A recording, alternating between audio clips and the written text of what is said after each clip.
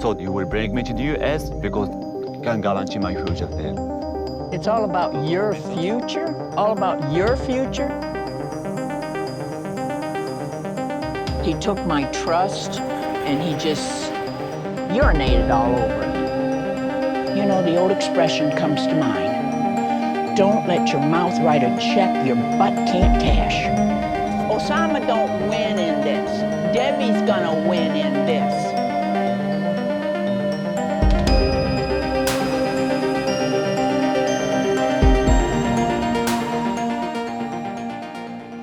Hey guys, welcome back to another video. I know it's been a bit, right? Yeah, didn't mean to take this long of a break.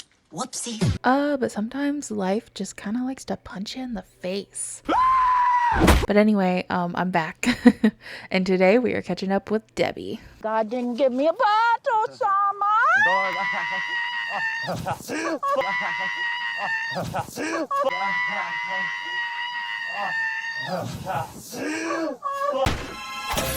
That's what you get! That's what you get! Yes, Debbie has made it aboard yet another animal while she is in Morocco, and I just want to say one thing about it. I have something to say. I mean, number one, she really shouldn't have been riding that donkey. Number two, if you are ever in a situation where you are riding a donkey, a horse, a camel, anything like that, really any animal, please do not scream bloody murder like that. I get falling off, you know, it's a big deal. It doesn't feel fun. It's not fun. But on the camel, she was screaming like crazy. And especially in that situation, you don't know how well trained those animals are. Those were just some guys on a beach who were like, you want to ride? Please don't do that. Don't let people you're around do that. You're going to scare the animal. You're going to get hurt. And it's just not going to be a fun situation. Anyway, Debbie's odd relationship with animals aside. Ra-lu-ra, that's an Irish lullaby. Bark once if you need me to call PETA. I speak the language of donkey, I think. Get your head out of your ass! So ever since Debbie has landed in Morocco, nothing has really gone to plan. Well, this is all gone to shit. In fact, she struggled on even trying to figure out what the plan was. According to her, she was going to start living there permanently, and she thought they were both under that impression. But when she got there, he said, no, you're just going to be here for a few months, and it's going to be a trial period. But they got over that, and now they're at mom and dad's house. And it seems that mom and dad and his sister are under a different impression on what their plan is as well. Is it like he feel happy that you will help me, to go to the US, to make a future there?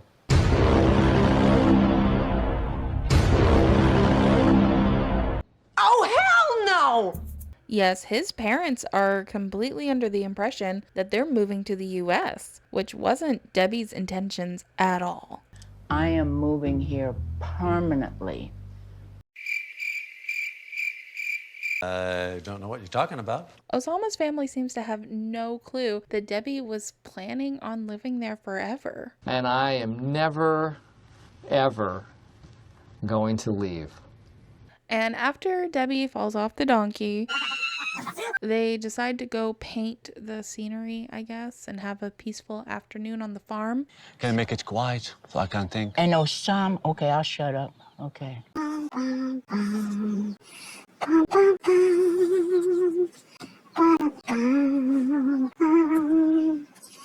But Debbie decides to confront him about what their plans are again to figure out what is going on, and he immediately gets defensive. And I time we can talk about the plan. It's enough for today. We talk everything about the plans and we talk about everything today. Well, Okay? She does continue to push him to work out a plan and even ask if they can maybe look at apartments that night. And all he says is maybe. And then he just starts getting angry and he starts insulting her. We will not do everything in one day. You are sick. You have like mental sickness or something. what? What? And finally, Osama reveals what his true plans were all along. So you will bring me to the US because for me as a puncher, as a poet, there is no future for me here. What? Yes, you heard that right. Osama's intentions were never to live in Morocco with Debbie and to start a life there. It was always to bring her there, marry her, and then have a way to get to America. I promised Debbie before that we will live in Rabat together.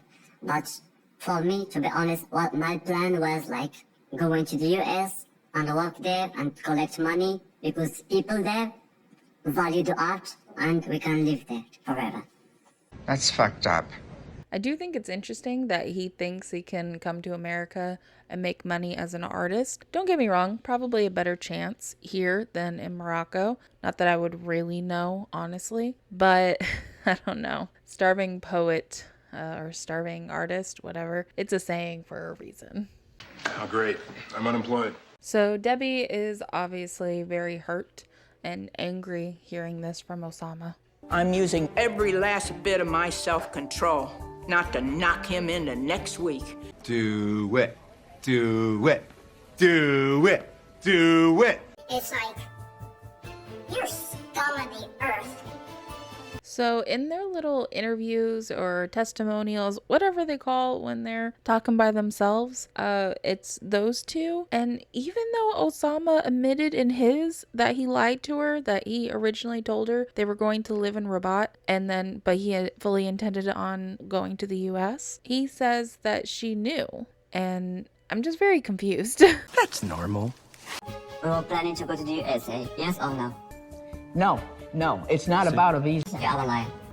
I'm not lying. I'm not lying. He just said that he lied to her, and now he's calling Debbie a liar. The gaslighting is very apparent. That is settled as a cockroach crawling across a white rug. Very apparent. Like in his own testimony, he said, I told her that we were planning on living in Rabat, but I want to go to the US.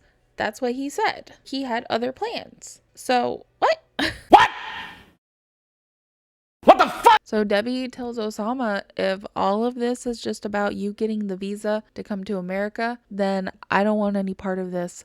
And he says, okay, I guess we're done then. And she gets him to call her a cab, and she actually doesn't even stay at his parents' house. She gets all of her stuff and goes to a hotel room. And I'm like, good for her. Good for her to being like, nope, not dealing with this. Goodbye. I feel used right now. And guess what? I deserve it. For believing in him.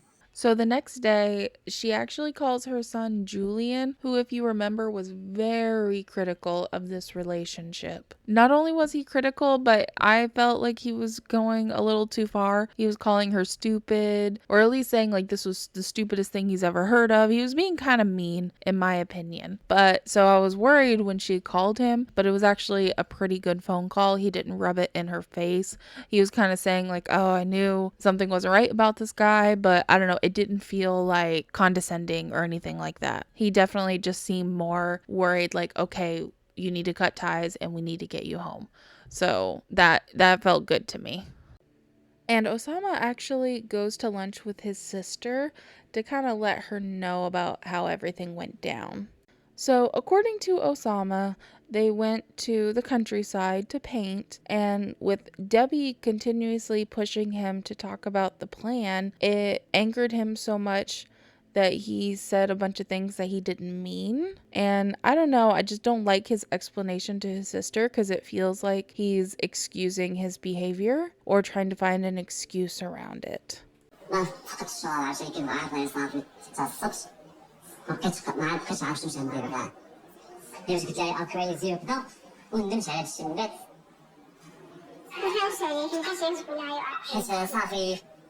Yeah, he definitely frames the conversation to his sister more as in Debbie kept pushing him and he was like, oh, I was there to paint and enjoy the day, not to talk about this, and it made me angry and I couldn't control myself, so I said things I didn't mean. And he's also kind of setting it up to be like Debbie changed her mind on moving to the United States. ما تبقاش باغا نمشي انا ويا اليو اس سويت شونجات لها الايديا ولا تبقاش تعيش لنا when that wasn't the case at all. She expected them to live there, and he's basically saying like that she wants to live in Morocco now, and that upset him. DB says that I am with her only for the visa, but this is not true.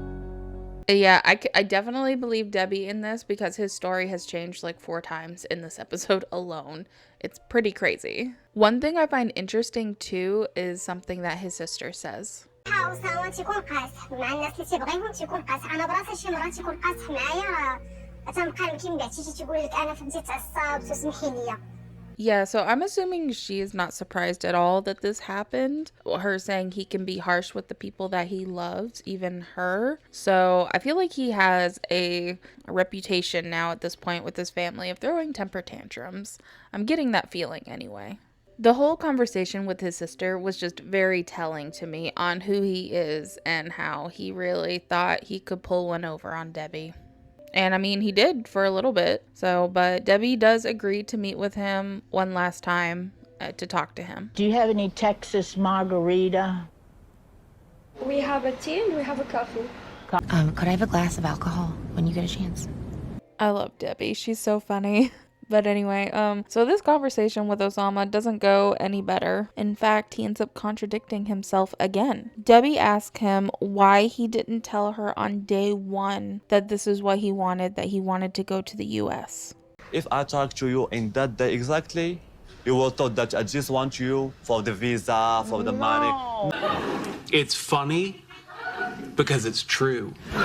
But then later on, he says this was their plan from the beginning. Okay. Our plan was that you will come here, and after we go to the US. A damn liar, man. That's not true. And Debbie says, yes, we were going to go to the US, but to visit, to see my family, so you can meet my family. It wasn't to go live. And he says, well, that was your mistake. You see, this is the mistake you did, because this wasn't our plan. And Debbie ends up telling him that she is moving on with her life. I'm going to go on without you. And I'm going to forge a new path.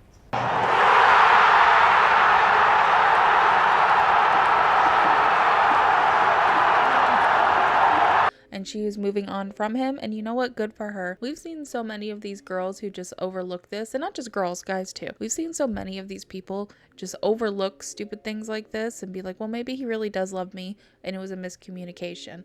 I don't think this was a miscommunication. I mean, the fact is he admitted it a while ago that he told her that he planned on living in Rabat with her and he didn't tell her the truth. So he has like changed his story so many times just now that I'm getting whiplash from it. Debbie's obviously hurt and heartbroken because she thought she was going to be spending the rest of her life there making art and poetry with him, and that's not what happened. But she's not dilly-dallying. She went ahead, she got a plane ride home, and she's ready to start over. Osama don't win in this. Debbie's gonna win in this. Yep, Debbie's on her way back to Sugar Hill, and you know what? Good for her. She's got kids who love her there and are going to appreciate her, and Oussama just wanted to use her. So I'm proud of her. Anyway, guys, that's all I have for this video. Thank you so much for watching, especially if you made it all the way to the end of the video.